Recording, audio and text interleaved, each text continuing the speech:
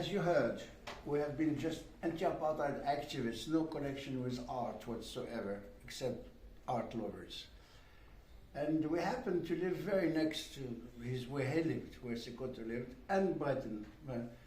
Breitenbach, South African poet, painter, activist, jailmate of many other people, lived Rue Malebranche. Sekoto lived Rue des Grands Augustins, and we lived, Hen and me, Rue d'Arp.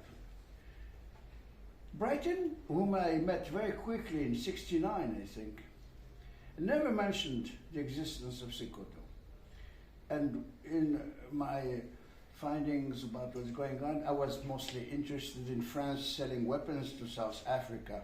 That was my main job. Stop France from selling weapons to South Africa.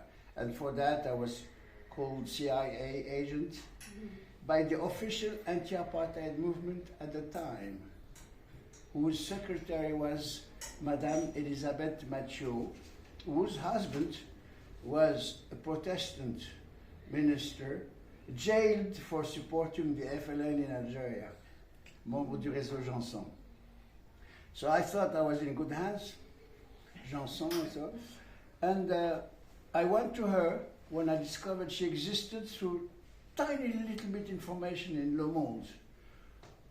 Maybe she put out a communique complaining about I don't remember what, but there was her telephone and their address in Le Monde, which is very, very weird at the time. I made an appointment, I went and saw her, and I told her what I just told you. I'm interested in fighting against apartheid, and basically against France selling weapons to South Africa, apartheid South Africa. She asked me why. I said, because France is the only country now selling arms to South Africa. And the anti-apartheid movement in Britain, in Holland, in Germany, even in Spain and everywhere, had grown to the point that their governments were actually afraid to mention their connections with Pretoria at the time. In France, nobody cared.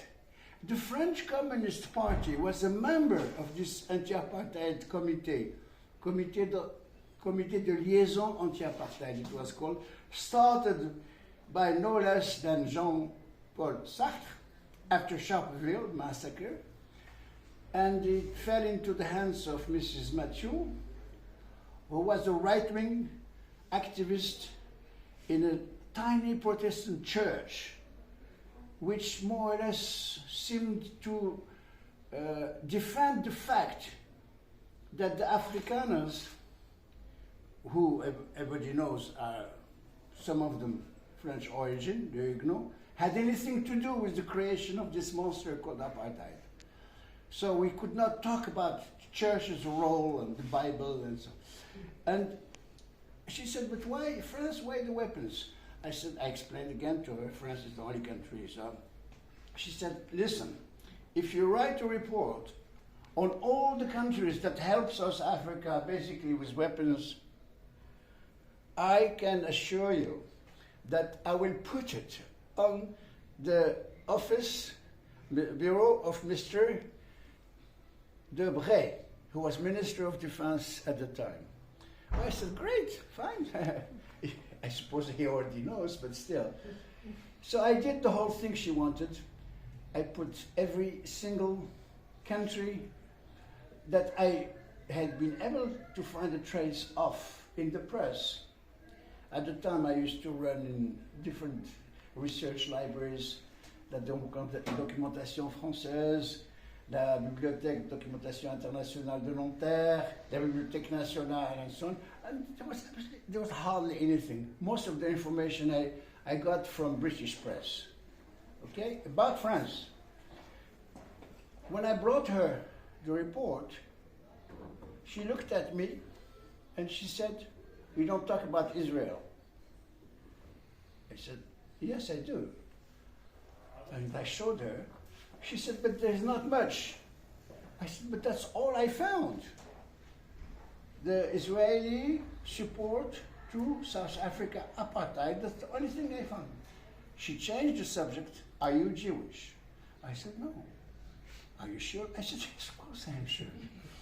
From then on, I learned that she and the guy in the French Communist Party, who was supposedly in charge of South Africa and the rest of the colonies, he was an ex-Comintern representative in Paris at the French Communist Party.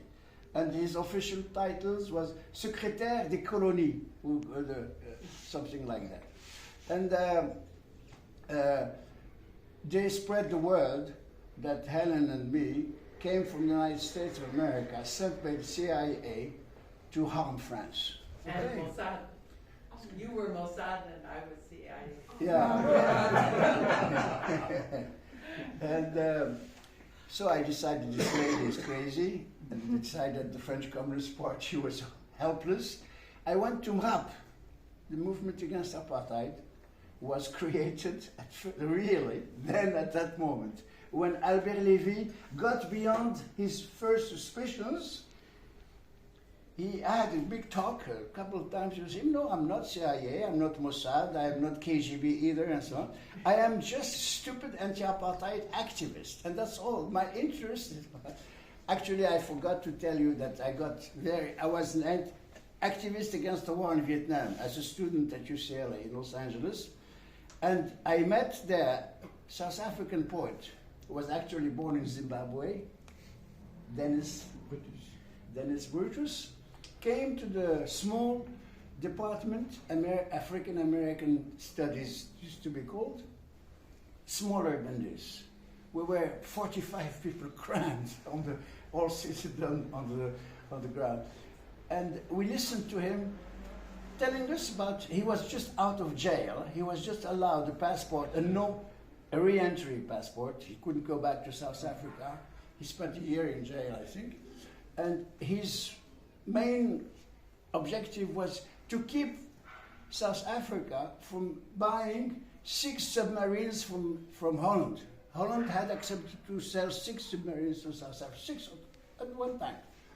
And so I remember that I got so interested in the stories he was telling. I know a little bit about South Africa, but we were so entrenched about the war in Vietnam, we didn't have time. I used to write for the Daily Bruin, which is the UCLA newspaper, and I started mentioning South Africa in 1966 because of my encounter with Dennis Brutus.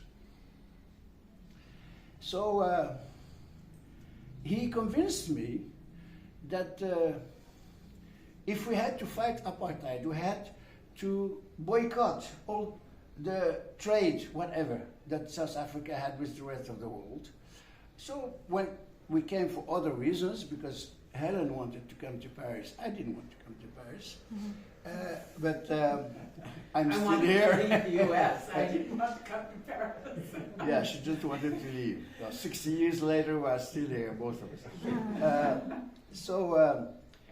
I convinced MRAP, Albert Levy, Secretary General, that we could work together, and we started working together. So connection with the ANC, connection with the other anti-apartheid movements. But I didn't know Sekoto. Nobody had ever mentioned him, and not even Brighton. So in 71, there was a big delegation from London of ANC, the trade union, SACTU, International Defense and Info, the support movement. There was even a lord, a labor lord. And Chris Broglio,